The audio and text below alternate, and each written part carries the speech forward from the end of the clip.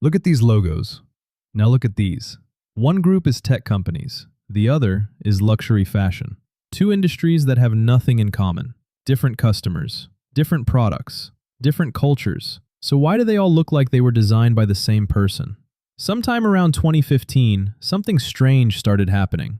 One by one, some of the most recognizable brands on Earth started erasing their logos and replacing them with almost the same thing. Clean, simple, sans-serif, no decoration, no personality. It looked like two huge industries hired the same designer, and not a particularly inventive one. The official explanation is readability, but that's not actually what's going on. The reason you'll hear most often is screens. Logos now need to work at 16 pixels wide on a phone icon, on a smartwatch, in an Instagram profile picture.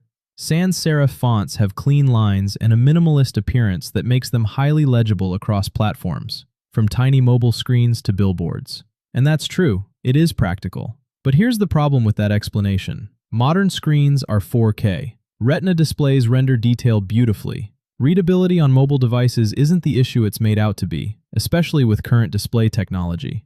Your phone can display a complicated logo just fine. So the screens made us do it argument only goes so far. The real reason is stranger, and it starts with fear. It was Hedi Slimane who kicked off the trend in 2012, changing Yves Saint Laurent to just Saint Laurent Paris with a new sans-serif logo. Then virtually everyone followed suit. Burberry, Fendi, Balenciaga, Balmain, Ferragamo, Zegna, Givenchy. And in tech, the same domino effect played out. Google went sans-serif in 2015, then Spotify simplified, then Uber, then Airbnb, then Pinterest. The fear of being left behind forced companies to follow this trend blindly, leading to a collapse of visual diversity.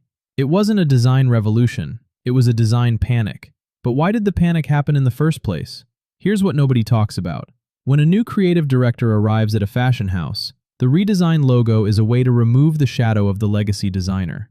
When Hedi Slimane dropped Yves from Saint Laurent, he was erasing the ghost of a founder. When Riccardo Tisci redesigned Burberry, he was signaling a clean break.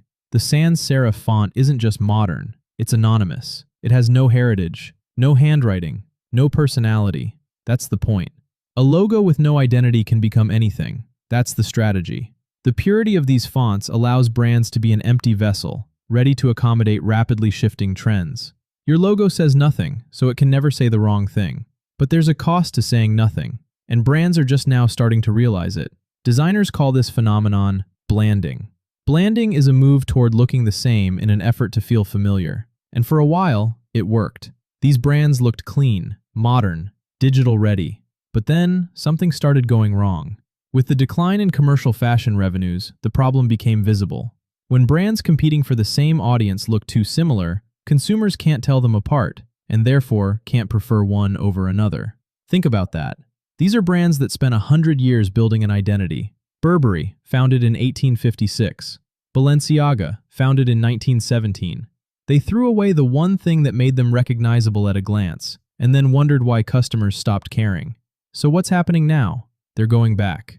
After years of interchangeable sans-serif logos, luxury brands are returning not only to traditional branding, but to their roots.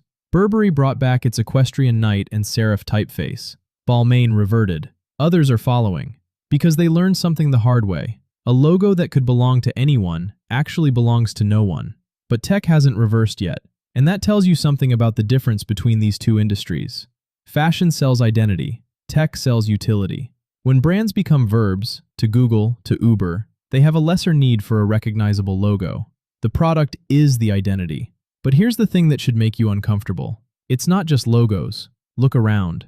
The buildings are turning gray. The cars are turning gray. The apartments are turning beige.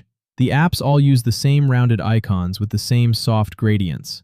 We are living through the largest visual flattening in modern history. And most of it happened so gradually that you didn't even notice. The world isn't losing its personality by accident. It's being optimized out. The next time you look at a logo and feel nothing, no recognition, no warmth, no memory, that's not minimalism. That's the cost of a world that decided being forgettable was safer than being different.